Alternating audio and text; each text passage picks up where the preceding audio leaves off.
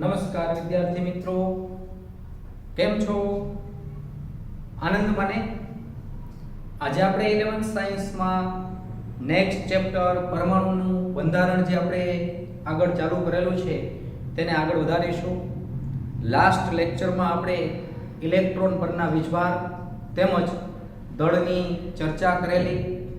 Next એના પછીનું અપરમાણ્વીય કણ સબ એટમિક પાર્ટિકલ્સ એટલે કે પ્રોટોન અને ન્યુટ્રોનના શોધની ચર્ચા કરીએ. પ્રોટોન અને ન્યુટ્રોનની શોધ. પ્રોટોન અને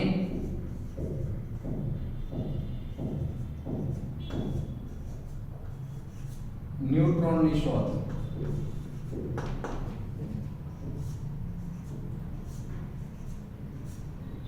પ્રોટોન અને ન્યુટ્રોનની શોધ.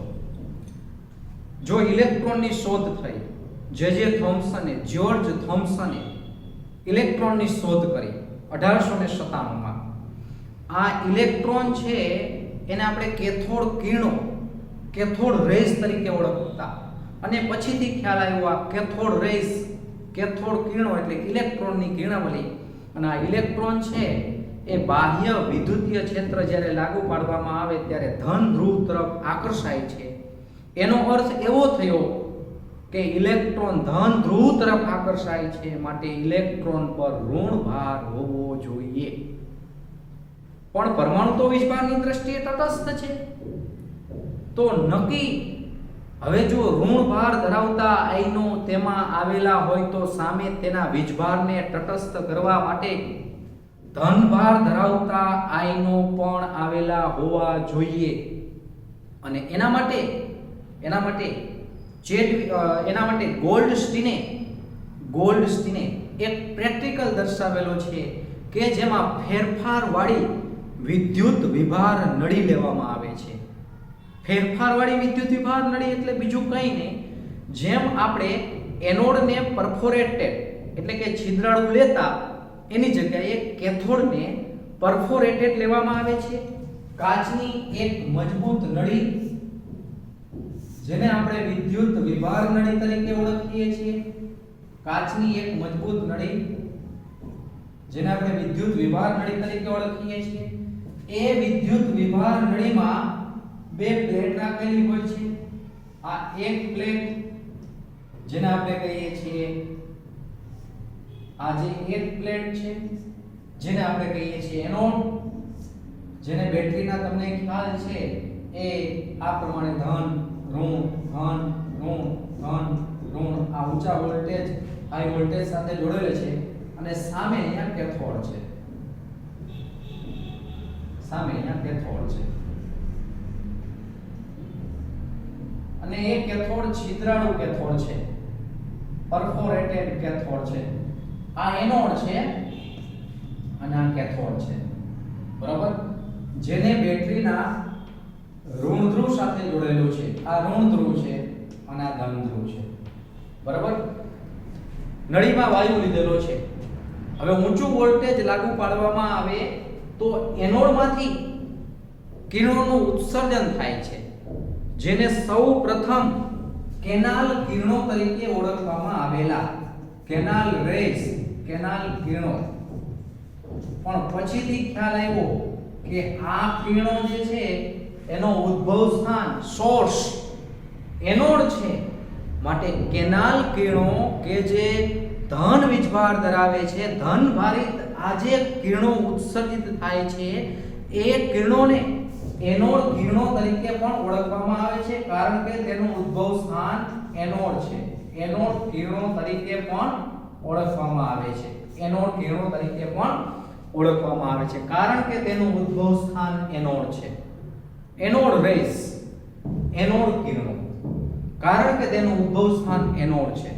તો હવે કેથોડ કિરણો કરતા વિપરીત વીજભાર ધરાવતા કેથોડ કિરણો, કારણ કે કેથોડ કિરણો પર ઋણ ભાર હતો, ઇલેક્ટ્રોનની કિરણાવલી હતી, એટલે કેથોડ કિરણો કરતા વિપરીત વીજભાર ધરાવતા આ કણો જે છે એ અમુક લાક્ષણિકતા ધરાવે છે.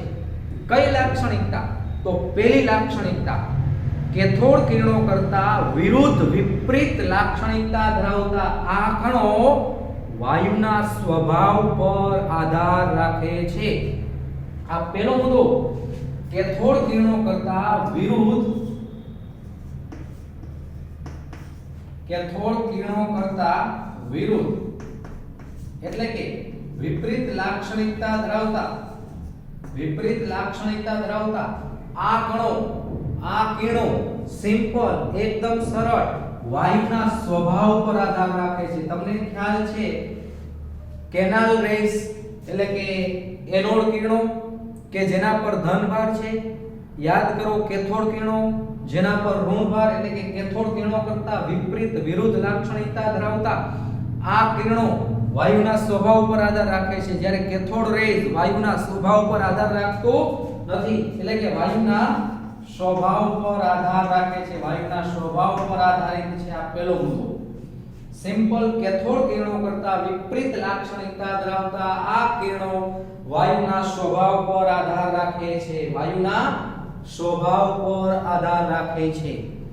કેથોડ કિરણો કરતા વિપરીત વિરુદ્ધ લાક્ષણિકતા ધરાવતા આ કિરણો વાયુના સ્વભાવ પર આધાર રાખે છે. આ પહેલો મુદ્દો. બીજો મુદ્દો, તેના વીજભાર અને દળના ગુણોત્તરનું મૂલ્ય, વીજભાર અને દળના ગુણોત્તરનું મૂલ્ય પણ વાયુ પર આધારિત રાખે છે. વાયુ બદલાવશો તેમ E/m ના મૂલ્યમાં ફેરફાર થશે. દળ અને વીજભારના ગુણોત્તરનું મૂલ્ય, દળ વીજભાર અને દળના ગુણોત્તરનું મૂલ્ય, વીજભાર અને દળના ગુણોત્તરનું મૂલ્ય વાયુના સ્વભાવ વાયુ પર આધારિત રાખે છે, વાયુ પર આધારિત રાખે છે. આ સેકન્ડ વન બીજો મુદ્દો થયો. તેના વીજભાર અને દળના ગુણોત્તરનું મૂલ્ય વાયુ પર આધાર રાખે છે. Second one points. ફરીથી પહેલો મુદ્દો, કેથોડ કિરણો કરતા વિપરીત વિરુદ્ધ લાક્ષણિકતા ધરાવતા આ કિરણો વાયુના સ્વભાવ પર આધાર રાખે છે. નેક્સ્ટ સેકન્ડ વન, આ કિરણો માટે તેના વીજભાર અને દળના ગુણોત્તરનું મૂલ્ય વાયુના સ્વભાવ પર આધાર રાખે છે. નેક્સ્ટ થર્ડ વન, ત્રીજો મુદ્દો કે ઉત્પન્ન થતો વીજભાર જે છે એ તેના એકમ વીજભારના ગુણક પર આધારિત હોય છે. ઉત્પન્ન થતો વીજભાર એકદમ સરળ કે ઉત્પન્ન થતો જે વીજભાર જે છે એ વીજભારનું મૂલ્ય તેના એકમ વીજભારના ગુણક એટલે કે અહીંયા ગુણવાના છે, એકમ વીજભારના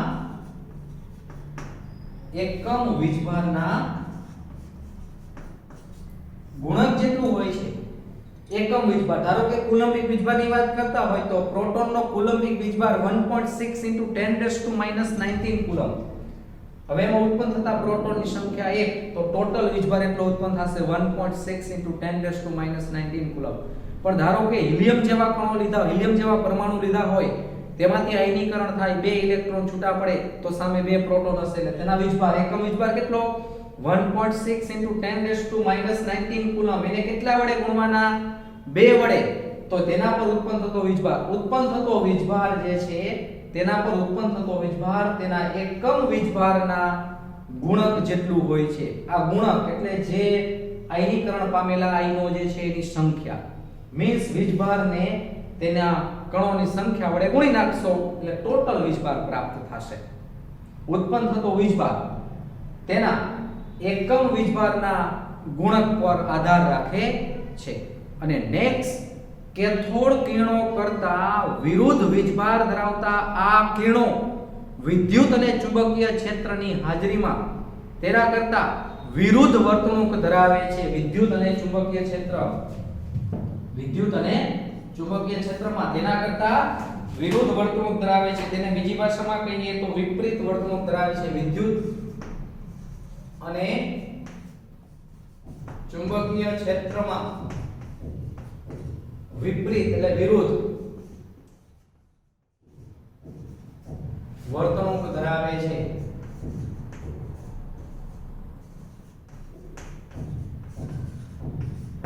વિરુદ્ધ અથવા વિપરીત વર્તણૂક ધરાવે છે. તો આ બધી બાબતોને ધ્યાનમાં રાખીને હકીકતમાં પ્રેક્ટિકલ કરનાર વૈજ્ઞાનિક છે, યાદ રાખો, ગોલ્ડસ્ટીન. બરાબર, ગોલ્ડસ્ટીન પ્રેક્ટિકલ કરનાર વૈજ્ઞાનિક ગોલ્ડસ્ટીન છે. આ બધા પ્રાયોગિક ડેટાને ભેગા કરી અને ગોલ્ડસ્ટીનના ડેટાને આધીન રુથરફોર્ડે ધન વીજભારી ધરાવતા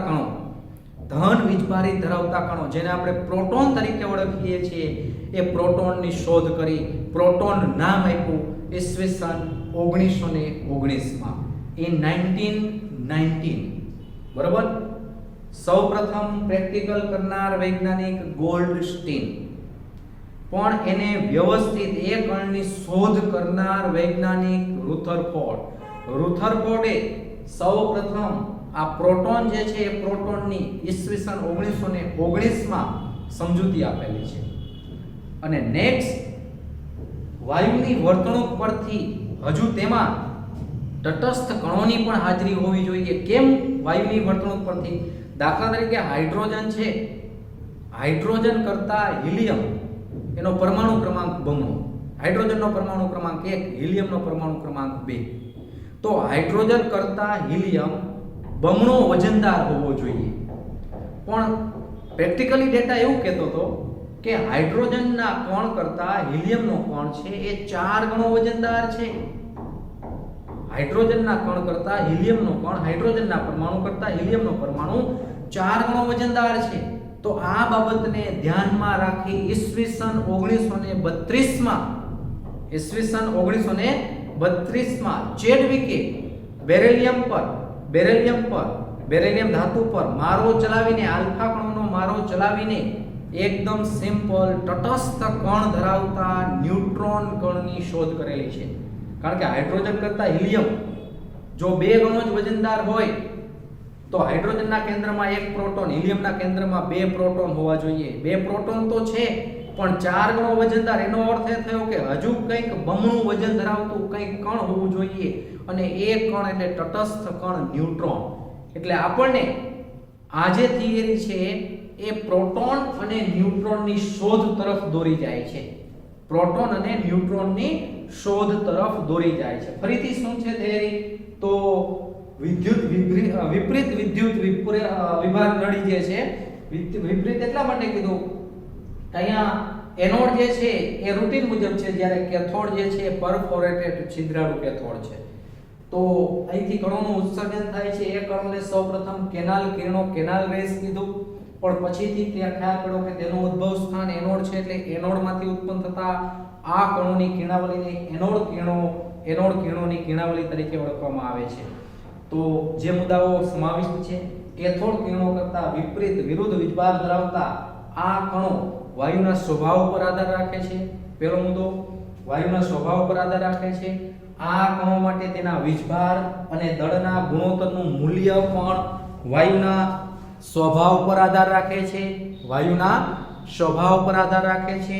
અને નેક્સ્ટ થર્ડ વન, ત્રીજો પોઈન્ટ કે ધન વીજભારિત કણો જે છે એ વિદ્યુત વિભારના મૂળભૂત એકમના, એટલે એકમ વીજભારના ગુણક જેટલો વીજભાર ધરાવે છે. એટલે કે વીજભાર proportional to n into unit charge. Next, વિદ્યુતીય અને ચુંબકીય ક્ષેત્રમાં આ કણોની વર્તણૂક બરાબર કેથોડ કિરણો કરતા વિપરીત વર્તણૂક ધરાવે છે. તો સૌથી નાનો અને હલકો આ જે કણ છે એ પ્રોટોન તરીકે ઓળખાણો, અને 1919 માં એને લાક્ષણિક તરીકે દર્શાવવામાં આવેલો હતો.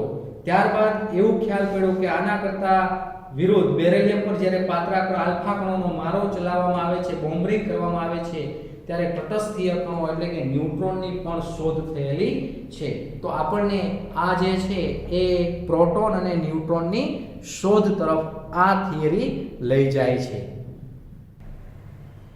નેક્સ્ટ ટોપિક વિદ્યાર્થી મિત્રો, અપરમાણ્વીય કણો વિશે સામાન્ય માહિતી આપો. અપરમાણ્વીય કણો વિશે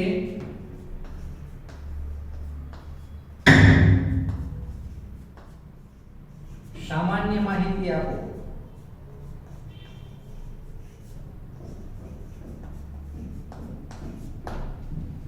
તો કોઈ પણ પરમાણુ જે છે એ શરૂઆતમાં એવું વિચારવામાં આવતું કે પરમાણુ અવિભાજ્ય છે અને ગ્રીક શબ્દ અવિભાજ્ય માટે એટોમિયો અને પરમાણુ પણ અવિભાજ્ય હોવાને કારણે પરમાણુ માટે પણ એટમ શબ્દ એટોમિયો શબ્દ પરથી આવેલો છે. પણ પછીથી આ વિદ્યુત વિભાર અને વિદ્યુત વિભાજનના પ્રયોગો જે છે એ તો આપણને એ દિશા તરફ લઈ જાય છે કે પરમાણુ પણ ધન અને ઋણ ભારનો બનેલો હોવો જોઈએ. એટલે ઇલેક્ટ્રોનની શોધ, પ્રોટોનની શોધ અને ન્યુટ્રોનની શોધ આપણને એ દિશા તરફ લઈ જાય છે કે પરમાણુમાં પણ અપરમાણ્વીય કણો, મૂળભૂત કણો આવેલા હોવા જોઈએ. તો આપણને એ દિશા તરફ આ થિયરી લઈ જાય છે. તો પરમાણુમાં રહેલા અપરમાણ્વીય કણો, આમ તો ઘણા પ્રકારના કણો છે પણ આપણે મૂળભૂત કણોની વાત કરવાની છે. મૂળભૂત કણ 3 છે. તો પહેલો મુદ્દો મૂળભૂત કણ, ફર્સ્ટ વન. પહેલો મુદ્દો જે છે એ મૂળભૂત કણ. આ પ્રકારે છે મૂળભૂત કણો.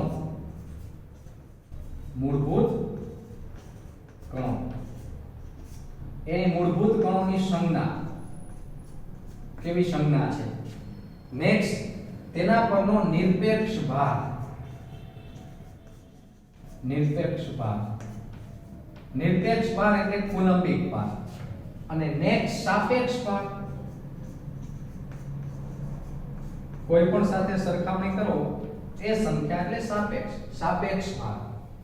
નેક્સ્ટ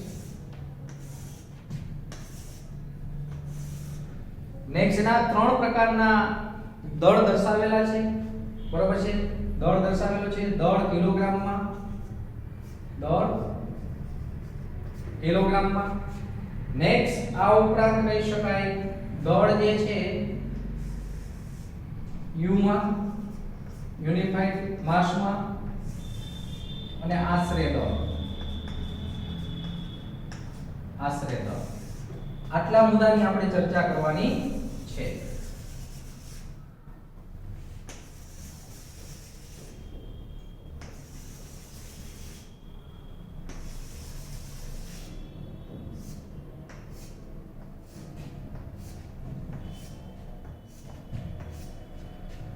તો વિદ્યાર્થી મિત્રો, તમને ખ્યાલ છે પરમાણુમાં રહેલા મૂળભૂત કણો 3 છે.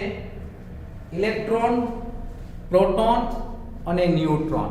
ઇલેક્ટ્રોન, પ્રોટોન અને ન્યુટ્રોન. 3 મૂળભૂત કણ છે. કયા 3 મૂળભૂત કણ છે? તો પહેલો મૂળભૂત કણ એટલે ઇલેક્ટ્રોન. બીજો મૂળભૂત કણ એટલે પ્રોટોન. અને ત્રીજો મૂળભૂત કણ એટલે ન્યુટ્રોન. સંજ્ઞા ઇલેક્ટ્રોનની સંજ્ઞા E, પ્રોટોનની સંજ્ઞા P અને ન્યુટ્રોનની સંજ્ઞા N. Electron E, proton P, neutron N. પણ આપણે જે છે હાલમાં આપણી સરળતા માટે ઇલેક્ટ્રોનને E- વડે દર્શાવીએ છીએ, પ્રોટોનને P+ વડે દર્શાવીએ છીએ અને ન્યુટ્રોનને N0 વડે દર્શાવીએ છીએ. કારણ કે દરેક પર તેનો વીજભાર દર્શાવી નાખીએ છીએ, સાપેક્ષ ભાર દર્શાવીએ છીએ. ઇલેક્ટ્રોનની સંજ્ઞા E, પ્રોટોનની સંજ્ઞા P અને ન્યુટ્રોનની સંજ્ઞા N છે. પણ જો આ દરેક પરનો નિરપેક્ષ ભાર, ઇલેક્ટ્રોન પરનો નિરપેક્ષ ભાર છે -1.6022 into 10 -19 કુલમ, 10⁻⁹ કુલમ. આ ઇલેક્ટ્રોન પરનો નિરપેક્ષ ભાર છે. હવે ઇલેક્ટ્રોન જેટલો ભાર દર્શાવે છે એટલો જ ભાર પ્રોટોન દર્શાવે છે. એટલે કોઈ પણ પરમાણુ વીજભારની દ્રષ્ટિએ તટસ્થ એટલા માટે છે કે જેટલો ઇલેક્ટ્રોન પર ભાર છે એટલો જ પ્રોટોન પર ભાર. અને પરમાણુ વીજભારની દ્રષ્ટિએ તટસ્થ તો થાય કે બંને કણ પર ભાર સરખો પણ વિરુદ્ધ હોવો જોઈએ, પણ બંનેની સંખ્યા તો સમાન હોવી જોઈએ. તમને ખ્યાલ છે કોઈ પણ પરમાણુમાં ઇલેક્ટ્રોન અને પ્રોટોનની સંખ્યા સરખી હોય તો તેના પરનો ભાર પણ સરખો હોવો જોઈએ, પણ એ ભાર વિરુદ્ધ હોવો જોઈએ. એટલે વિરુદ્ધ ભારને દર્શાવવા માટે ઇલેક્ટ્રોન પર આપણે ઋણ ભાર દર્શાવેલો છે, તો પ્રોટોન પર સામે એટલો જ ભાર પ્લસ 1.6022 into 10⁻⁹ કુલમ. અને ન્યુટ્રોન પર કોઈ પણ પ્રકારનો ભાર હોતો નથી. આ નિરપેક્ષ ભાર, કુલંબિક ભાર. બરાબર. નેક્સ્ટ હવે સાપેક્ષ ભાર. સાપેક્ષ ભાર કઈ રીતે? તો આ સંખ્યાને આપણે એક તરીકે આમ કહીએ કે 1.6022 into 10⁻⁹ કુલમને આપણે એક એકમ વીજભાર કહી દઈએ તો -1.60 -1.60 into 10 to -19 coulomb equal to કેટલો ભાર થશે? -1 ભાર થશે. ઇલેક્ટ્રોન પર -1 ભાર એટલે આપણે -1 દર્શાવીએ છીએ. પ્રોટોન પર એટલો જ ભાર છે પણ કેટલો ભાર થશે? +1. બેયને અલગ કરવા માટે એકને માઈનસ સંજ્ઞા આપેલી છે, બીજાને પ્લસ સંજ્ઞા આપેલી છે. હકીકતમાં પ્લસ માઈનસ જેવું આમ કંઈ હોતું નથી, પણ આપણે આ પ્રકારે પ્લસ માઈનસ ને દર્શાવીએ છીએ. અને ન્યુટ્રોન જે છે એના પર કોઈ પણ પ્રકારનો ભાર હોતો નથી, માટે તેનો નિરપેક્ષ ભાર 0, સાપેક્ષ ભાર પણ 0. નેક્સ્ટ વિદ્યાર્થી મિત્રો આપણે દળની ચર્ચા કરીએ તો ઇલેક્ટ્રોન, પ્રોટોન અને ન્યુટ્રોન પર કેટલું દળ છે? તો ઇલેક્ટ્રોન પર રહેલું દળ 9.10939 into 10 to -31 કિલોગ્રામ. યુનિટમાં અહીંયા જ લખેલો છે. ઇલેક્ટ્રોન પર રહેલો દળનો જે આંક છે એ 9.10939 into 10 to -31 કિલોગ્રામ. નેક્સ્ટ તમને ખ્યાલ છે પ્રોટોન પર રહેલો ભાર, બરાબર? પ્રોટોન પર રહેલો ભાર, તો પ્રોટોન પર રહેલો ભાર કેટલો થશે? તો 1.67262 into 10 to -27. અને ન્યુટ્રોન પણ પ્રોટોન જેટલું જ દળ ધરાવે છે. ભલે તટસ્થ હોય વીજભારની દ્રષ્ટિએ, પણ દળની દ્રષ્ટિએ બંને સમાન છે. પ્રોટોન કરતા ન્યુટ્રોનનું દળ સહેજ વધુ છે. 1.67493 into 10 to -27 કિલોગ્રામ. તો ત્રણેય કણ પર રહેલો દળનો આંક અનુક્રમે 9.10939 into 10 to -31 kilogram, 1.67262 into 10 to -27 kilogram, 1.67493 ત્રણ ડિજિટમાં જ ફેરફાર છે, 262 અને 493 into 10 to -27 કિલોગ્રામ. તો જોઈ શકાય છે આ ત્રણ મૂળભૂત કણો છે, એમાં સૌથી વજનદાર કણ કોણ? ઇલેક્ટ્રોન, પ્રોટોન કે ન્યુટ્રોન?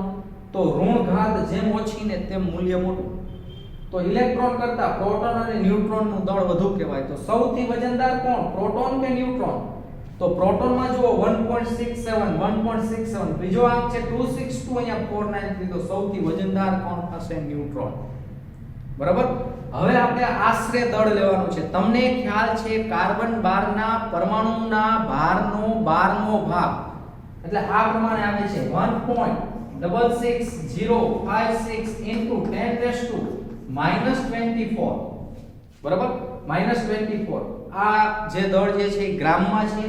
કિલોગ્રામમાં કેવું હોય તો -27 કિલોગ્રામ ઇક્વલ ટુ 1 U. એક યુનિફાઈડ માસ. કાર્બન 12 ના પરમાણુ ભારનો આ 12મો ભાગ છે. તો આટલા કિલોગ્રામ બરાબર 1 U. આપણે U માં દળ મેળવવું છે. તો આટલા કિલોગ્રામ બરાબર કેટલા U? 9.109 into 10 to -31 kilogram equal to how many U's? Unified mass. ફરીથી આટલા દળ કિલોગ્રામ હોય ત્યારે 1 U. તો ઇલેક્ટ્રોનના દળ બરાબર કેટલા U? ત્યાં આપણને જવાબ પ્રાપ્ત થશે 0.00054 U. આને અંશમાં મૂકશો, આને છેદમાં મૂકશો. -31 ઘાત અંશમાં, -27 ઘાત છેદમાં. છેદ મોટો છે, અંશ નાનો છે, એટલે મૂલ્ય આવશે 0.00054. નેક્સ્ટ સેમ વે આપણે પ્રોટોન માટે 83 મૂકીએ તો ત્યાં પણ આમ જ મૂકવાનું. 1.66056 into 10 to -27 kilogram equal to 1 U. તો આટલા દળ બરાબર 1.67262 into 10 to -27 kilogram equal to how many U? જો -27 કેન્સલ થઈ જશે. આ કંસમાં આવશે, આ છેદમાં આવશે. 1.67262 ને 1.66056 વડે તમારે ભાગવાના છે. તો એ જે આંક આવે છે એ આંક આવે છે 1.00727. આ પ્રોટોનનું દળ આશરે u માં છે, યુનિફાઈડ માસમાં છે. અને સેમ વે ન્યુટ્રોન માટે પણ સેમ આ જ ત્રિરાશિ મૂકવાની. ન્યુટ્રોન માટે શું ત્રિરાશિ મૂકવાની? 1.66056 into 10 raised to minus 27 kilogram equal to 1 u. 1.67493 into 10 raised to minus 27 kilogram equal to how many u's? બરાબર. તો આમાં ત્રિરાશિ મૂકવાની છે. 1.67493 ને 1.66056 વડે ભાગવાના છે. મૂલ્ય આવશે 1.00. આના કરતા આ મોટો આવશે, એના કરતા આ મોટો આવશે અને એ આંકને 867 એની જગ્યાએ 867. પણ આ બધા દળને આપણે આશરે u માં લેવાનું છે, યુનિફાઈડ માસમાં. તમને ખ્યાલ છે આ કિંમત નિયર અબાઉટ 0, આ કિંમત નિયર અબાઉટ 1 અને આ કિંમત પણ નિયર અબાઉટ 1. તો જો કાર્બનનો પરમાણુય દળ 12u, કારણ કે 6 પ્રોટોનનું 6u અને 6 ન્યુટ્રોનનું 6u, ઇલેક્ટ્રોનને કઈ દળ હોતું નથી કારણ કે તેનું 0u. કાર્બન જે છે, કાર્બનના કેન્દ્રમાં 6 પ્રોટોન હોય અને 6 ન્યુટ્રોન હોય. 6 પ્રોટોનનું 6u, 6 ન્યુટ્રોનનું પણ 6u અને ઇલેક્ટ્રોનનું 0u, તો ટોટલ 12u જે આપણે ધારીએ છીએ. ઓક્સિજનનું 18u, ઓક્સિજનનું 16u, 8 પ્રોટોન 8 ન્યુટ્રોન, એક પ્રોટોન માટે 1u હોય ને એક ન્યુટ્રોન માટે 1u હોય, તો 8 પ્રોટોન અને 8 ન્યુટ્રોન બરાબર આ પ્રમાણે કહી શકાય. નેક્સ્ટ બીજું એ યાદ રાખો કે આ જે ભાગ જે છે એને આપણે એ રીતે વ્યક્ત કરીએ કે ઇલેક્ટ્રોન કરતા પ્રોટોન એ 1836 ગણો વજનદાર છે. ઇલેક્ટ્રોન કરતા પ્રોટોન અને ઇલેક્ટ્રોન કરતા ન્યુટ્રોન 1838 ગણો વજનદાર છે, નિયર અબાઉટ. તો દરેક કણ, આ દરેક કણની મૂળભૂત સંજ્ઞા ફરીથી મૂળભૂત કણ 3 છે, ઇલેક્ટ્રોન, પ્રોટોન અને ન્યુટ્રોન. એ ત્રણેય કણની સંજ્ઞા E, P અને N, પણ આપણે દર્શાવીએ છીએ E- P+, એના પરના સાપેક્ષ ભાર સહિત દર્શાવીએ છીએ. ન્યુટ્રોનમાં N0 સાપેક્ષ ભાર E- P + N0. ઇલેક્ટ્રોન પરનો ભાર -1.6022 into 10 to -19 coulomb plus 1.6022 into 10 to -19 અને આનું 0. નેક્સ્ટ દળ આશરે દળ કિલોગ્રામમાં. ઇલેક્ટ્રોનનું દળ છે 9.10939 into 10 to -31 કિલોગ્રામ. પ્રોટોનનું દળ છે 1.67262 into 10 to -27 કિલોગ્રામ. ન્યુટ્રોનનું દળ એની નજીક જ 1.67493 into 10 to -27 કિલોગ્રામ. આ ત્રણેયના દળને u માં કન્વર્ટ કરો. 0.00054, 1.00727, 1.00867 આશરે દર્શાવવું હોય તો ઇલેક્ટ્રોનનું દળ 0, પ્રોટોન અને ન્યુટ્રોનનું દળ તમને ખ્યાલ છે એ પ્રમાણે 1 u થાય છે. તો વિદ્યાર્થી મિત્રો, નેક્સ્ટ ટોપિક એના પછીનો જે ભાગ જે છે એની આપણે ચર્ચા કરીએ અને એના પછીનો ભાગ એટલે જે થોમ્સનનો પરમાણુય નમૂનો. જે થોમ્સનનો પરમાણુય નમૂનો. જે થોમ્સનનો પરમાણુય નમૂનો. જે થોમ્સનનો પરમાણુય નમૂનો. અહીંયા તમને ખ્યાલ છે ઇલેક્ટ્રોન, પ્રોટોન અને ન્યુટ્રોન આ દર્શાવેલું છે. ઓકે, તો જ્યારે પરમાણુમાં 3 પ્રકારના કણો, મૂળભૂત કણો, ઇલેક્ટ્રોન, પ્રોટોન અને ન્યુટ્રોન, આ 3 પ્રકારના મૂળભૂત કણો આવેલા છે, એ શોધ થઈ ત્યારબાદ જુદા જુદા વૈજ્ઞાનિકો આ કણો પરમાણુમાં ગોઠવાયેલા છે કઈ રીતે એ દર્શાવવાનો પ્રયત્ન કરતા હતા કે કોઈ પણ પદાર્થ છે એ અણુનો બનેલો છે, અણુ છે એ પરમાણુનો બનેલો છે, અને પરમાણુ છે આવા અપરમાણ્વીય કણો ઇલેક્ટ્રોન, પ્રોટોન અને ન્યુટ્રોનનો બનેલો છે એવી શોધ થઈ. બરાબર. 1897 માં ઇલેક્ટ્રોનની શોધ થઈ. 1886 માં ગોલ્ડસ્ટીને પ્રોટોનનો પ્રયોગ કરેલો, પણ 1919 માં તેની એન્ટ્રી થઈ અને 1932 માં ચેડવિકે ન્યુટ્રોનની શોધ થઈ. બરાબર. એટલે જુદા જુદા વૈજ્ઞાનિકો એ પરમાણુમાં આ ઇલેક્ટ્રોન, પ્રોટોન અને ન્યુટ્રોનનું બંધારણ કેવું છે એ દર્શાવવાનો પ્રયત્ન કરતા હતા. પણ સૌપ્રથમ જ્યારે ઇલેક્ટ્રોનની શોધ થઈ ઈસવીસન 1897 માં જે થોમ્સને જેવી ઇલેક્ટ્રોનની શોધ કરી ત્યારે પ્રોટોન અને ન્યુટ્રોન આ કણો શોધાયેલા ન હતા. બરાબર. હકીકતમાં ધનભાર છે એવું તો 1886 માં ગોલ્ડસ્ટીને કીધેલું જ, પણ એ કણને આપણે વ્યવસ્થિત ઓળખતા ન હતા. ત્યારે એ બધા જ કણો, ન્યુટ્રોનની શોધ થઈ ન હતી, એ બધા કણો પરમાણુમાં કઈ રીતે આવેલા છે એ દર્શાવવાનો જુદા જુદા દેશના વૈજ્ઞાનિકો પ્રયત્ન કરતા હતા. એમાં સૌપ્રથમ ઈસવીસન 1898 માં 1898 ઈસવીસન 1898 માં જે થોમ્સને સૌપ્રથમ પરમાણુનો નમૂનો રજૂ કરેલો છે કે પરમાણુ ગોળીય આકાર ધરાવે છે. પરમાણુ જે છે એ સ્ફેરિકલ શેપમાં હોય છે. સ્ફેરિકલ શેપ એટલે ગોળીય આકાર, ગોળ દડા જેવો આકાર. પરમાણુ ગોળીય આકાર ધરાવે છે. ઈસવીસન 1898 માં જે થોમ્સને દર્શાવ્યું કે પરમાણુ જે છે એ ગોળીય આકાર ધરાવે છે. પરમાણુ ગોળીય આકાર ધરાવે છે. પરમાણુ ગોળીય આકાર ધરાવે છે, ઇટ્સ ઓકે, પણ આકાર કેવો છે? તો જે થોમ્સને દર્શાવ્યું કે પરમાણુ ગોળીય આકાર ધરાવે છે. ત્રિજ્યા આશરે, પરમાણુના ત્રિજ્યાની વાત કરતા હોઈએ તો પરમાણુની ત્રિજ્યા આશરે 10⁻⁻10 મીટર છે. પરમાણુની ત્રિજ્યા આશરે 10⁻10 મીટર. ત્રિજ્યા આશરે કે ત્રિજ્યા લગભગ આટલી હોવી જોઈએ.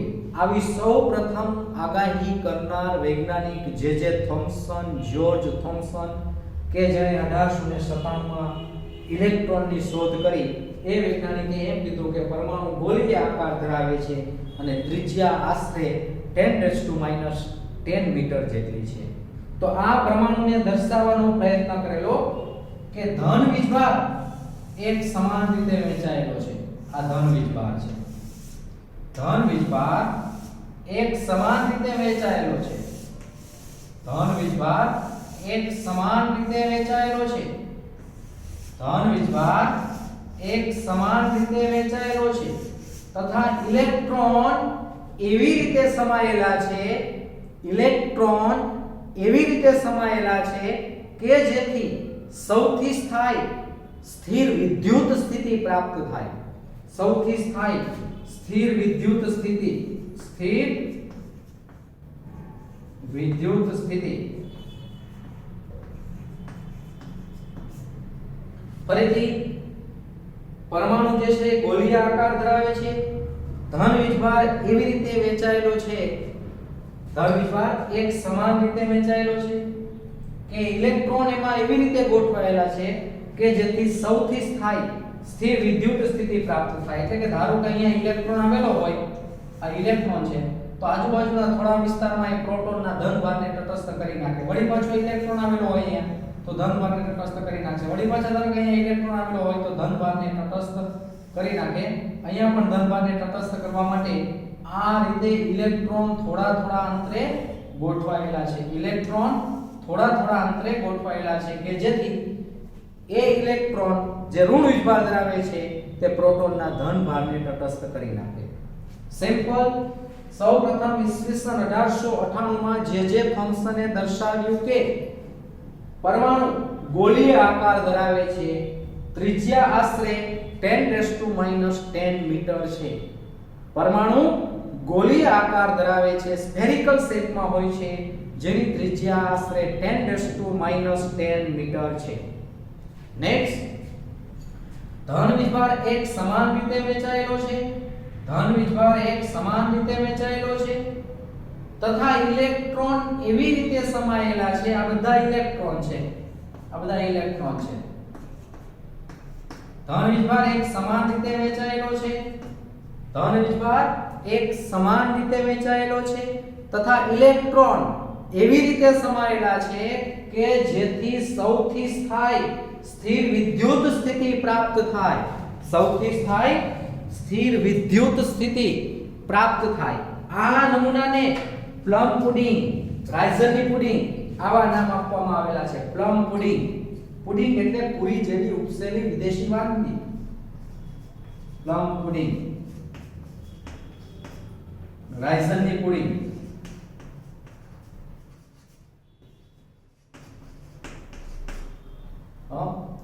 તરબૂચ, જો આ નામ કેમ આપેલા છે? તરબૂચ, તમને ખ્યાલ છે તરબૂચનો જે લાલ ભાગ છે, ગરનો ભાગ, ઈ પ્રોટોન, અને તરબૂચમાં જે બી હોય કાળા કલરના, બરાબર, એ ઇલેક્ટ્રોન. પણ તમને ખ્યાલ છે તરબૂચમાં બી કાંઈ એક સમાન રીતે વહેંચાયેલા હોતા નથી. જેમ તરબૂચમાં બી ની ગોઠવણી, એ જ રીતે ધન વિભાજિત પ્રોટોનમાં આ ઇલેક્ટ્રોનની ગોઠવણી છે. આટલી માહિતી. પ્લમ પુડિંગ, પુડિંગ એટલે પૂરી જેવી ઉપસેલી વિદેશી વાનગી. ધારો કે પાણીપુરી હોય, એ પાણીપુરીની જેમ આ પ્રોટોન છે અને એમાં જે મસાલો ભરો એક સમાન રીતે, એ ઇલેક્ટ્રોન છે, બરાબર. એટલે આ પ્રમાણે ઇલેક્ટ્રોન ગોઠવાયેલા છે. પ્લમ પુડિંગ, પુડિંગ એટલે પૂરી જેવી ઉપસેલી વિદેશી વાનગી. પ્લમ પુડિંગ, રાઇઝનની પુડિંગ, તરબૂચ, વોટરમેલન, આવા નામો આ નમૂનાને આપવામાં આવેલા છે. તો થોમ્સનનો પરમાણ્વીય નમૂનો જે છે, એ આ પરમાણ્વીય નમૂના કે પરમાણુમાં તમને ખ્યાલ છે પ્રોટોન એક સમાન રીતે વહેંચાયેલો છે, તેમાં ઇલેક્ટ્રોન એવી રીતે સમાયેલા છે કે જેથી સૌથી સ્થાયી સ્થિર વિદ્યુત સ્થિતિ પ્રાપ્ત થાય. પરમાણુનો આવો નમૂનો દર્શાવેલો અને જે થોમ્સને વાયુઓની વીજ વાહકતાની સૈદ્ધાંતિક અને પ્રાયોગિક પુરાવાઓ આપ્યા કે વાયુઓ શા માટે વીજનું વહન કરે છે, કારણ કે તેમાં ઇલેક્ટ્રોનનો હેરફેર થાય છે, ઇલેક્ટ્રોનનો ભાગ, બરાબર. એટલે કોઈ પણ પરમાણુ વીજભારની દ્રષ્ટિએ આ પ્રમાણે વિદ્યુતનું વહન દર્શાવે છે એવી સૌપ્રથમ પ્રાયોગિક અને સૈદ્ધાંતિક સમજૂતી આપનાર વૈજ્ઞાનિક જે થોમ્સન અને તેના આ જે પ્રાયોગિક સંશોધન બદલ નોબેલ પારિતોષિક પણ આપવામાં આવેલું છે જે થોમ્સનને. પદાર્થ વિજ્ઞાનનું, ભૌતિક વિજ્ઞાનનું, વાયુઓની વીજ વાહકતાના સૈદ્ધાંતિક અને પ્રાયોગિક પુરાવાઓ બદલ જે થોમ્સનને પદાર્થ વિજ્ઞાનનું નોબેલ પારિતોષિક આપવામાં આવેલું છે.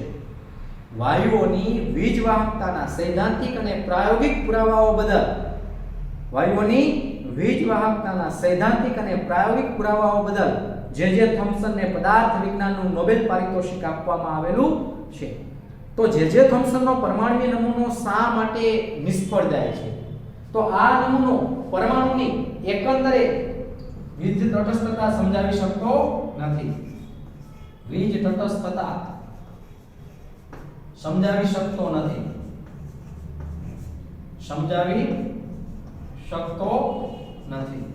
આ જે થોમ્સનના પરમાણ્વીય નમૂનાની પહેલી મર્યાદા શું છે? પરમાણ્વીય નમૂનાની પહેલી મર્યાદા તો એકદમ સિમ્પલ, પરમાણ્વીય નમૂનાની એકંદરે વીજ તટસ્થતા સમજાવી શકતો નથી. જે થોમ્સનનો પરમાણ્વીય નમૂનો જે છે એ પરમાણુની એકંદરે વીજ તટસ્થતા સમજાવી શકતો નથી. આ પહેલી મુશ્કેલી, જે થોમ્સનના પરમાણ્વીય નમૂનાની આ પહેલી મુશ્કેલી કે પરમાણુ શા માટે વીજભારની દ્રષ્ટિએ તટસ્થ છે, બરોબર. તો એની સમજૂતી જે થોમ્સનનો પરમાણ્વીય નમૂનો આપી શકતો નથી. નેક્સ્ટ બીજી બાબત કે ત્યારબાદ કરેલા પ્રાયોગિક પરિણામો સાથે સુસંગત થતો નથી. ત્યારબાદ થયેલા પ્રાયોગિક પરિણામો સાથે